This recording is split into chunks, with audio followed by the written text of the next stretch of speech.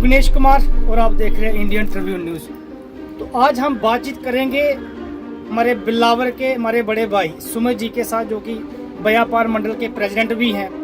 आपने देखा कि कितना तनाव जो था भारत और पाकिस्तान के बीच में 3-4 दिन से लगातार बना रहा।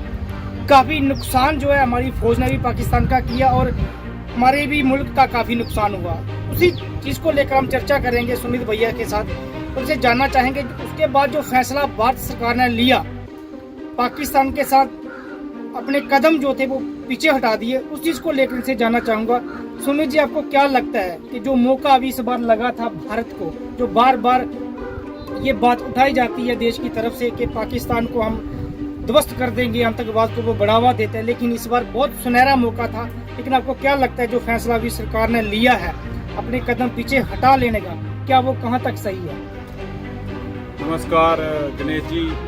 आज भारत के ऊपर जो पाकिस्तान ने युद्ध जैसे हालात खड़े कर दिए हैं, आज उन मुद्दों पे बात करने के लिए आपने मेरे को थोड़ा समय दिया है, उसके लिए मैं आपका धन्यवाद करता हूं। आज जो समय हमें फिर से काफ़ी समय 50 साल बाद जो समय लगा था, जो इंदिरा गांधी जी के टाइम जिस युद्ध के वक्त उन्होंने पाकिस्तान के 2 टुकड़े कर दिए थे, आज प्रधानमंत्री श्री नरेंद्र मोदी के समय में हमारी भारतीय सेना को वही मौका फिर से मिला था कि पाकिस्तान के आज 3 टुकड़े और कर देने चाहिए थे। बलूचिस्तान को भी अलग कर देना चाहिए था, और पीओजे के जो हमारे जम्मू कश्मीर का अभिन्न अंग था, हमारे भारत का अभिन्न अंग था, आज उसको भी उन पाकिस्तान के आतंकवादियों से छुड़ा के उसको हिंदुस्तान को अपने कब्जे में ले लेनी चाहिए। ये जो युद्ध विराम के हालात जो अमेरिका की मध्यस्थता के जो उन्होंने दिखाई है, वहाँ पे प्रेसिडेंट है डोनाल्ड ट्रंप, उन्होंने बोला कि ये सीज फायर दे दिया गया है। सीज फायर देने के बाद फिर से जो है हमारे बॉर्डर एरिया पे शेलिंग, मोटाट शेलिंग, ड्रोन से अटैक, इवन देन के हमारे बिलावर के जो बनी एरिया है, हमारी पहाड़ी बेल्ट, माता सुकराला देवी और हमारे जो लोहाई मलार के एरिया, इधर तक भी उन्होंने अटैक किए हैं। हमारी सेना का मनोबल टूटता है। आज वो हालात थे, आज वो समय था। आज हमारी भारतीय नौसेना, वायु सेना और हमारी थल सेना इतनी सक्षम थी कि आज हम पाकिस्तान को चीरते हुए और उसके आतंकवादियों को नेस्तो नाबूद करते हुए आज इनको खत्म करके आज हमने अपने कब्जे में ले लेने का बहुत ही अच्छा समय था। जनता खड़ी थी हिंदुस्तान के साथ, कोई बात नहीं, हम महंगाई के दौर से गुजरते या कुछ भी हो जाता। देखो, युद्ध में जो है महाभारत काल से श्री कृष्ण जी कहते आए हैं, अर्जुन तू यही तेरे जिनको तू अपना समझ रहा है, चला इन पे तीर चला।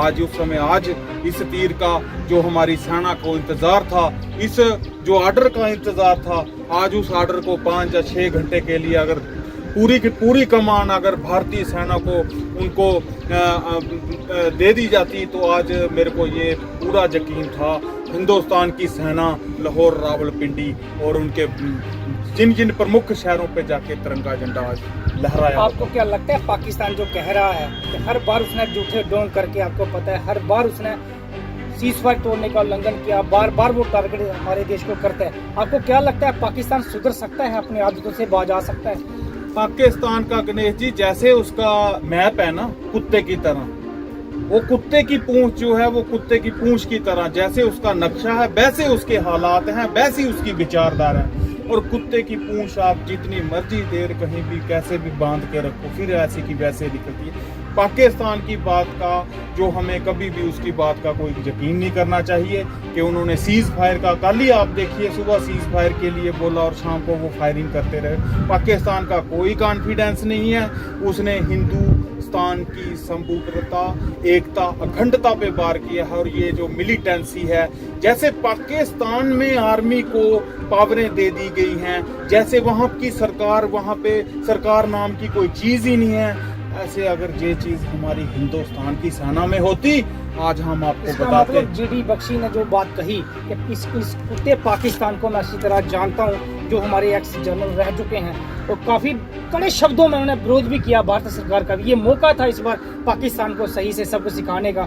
उसका नामो निशान मिटाने का, लेकिन कहीं ना कहीं चूक फिर से भी भारत सरकार ने की है। इसको लेकर क्या कहना चाहेंगे? हमारे पूर्वज हैं, हमारे बुजुर्ग हैं, और जो जिन लोगों ने उन हालात में से जो 1947 का जिन्होंने बंटवारा, जिन्होंने वो उस टाइम का जो अटारी बाघा बॉर्डर के मंजर देखे हुए हैं, हमारा तो जन्म भी नहीं हुआ है, वो समय से जो हमारे बुजुर्ग 65-71 से 1999 की इसकी अपनी करगिल की युद्ध देख के आए, जिन्होंने हजारों लड़ाइयाँ जो कोल्ड वार पाकिस्तान हिंदुस्तान के साथ करता है, हमारे अगर उन बुजुर्गों पे को इन लोगों पे यकीन नहीं है तो हम कैसे कर ले? इस पाकिस्तान को सबक सिखाना जरूरी था, इसका नक्शा मिटाना जरूरी था, और एक अखंड और सशक्त भारत बनाना जरूरी था, जो हमारा हिंदुस्तान 1925-30 के ज़माने का हिंदुस्तान था, जिसमें अफगानिस्तान, पाकिस्तान, हिंदुस्तान, जो नेपाल, जो तिब्बत, चाइना, अक्सर चीन को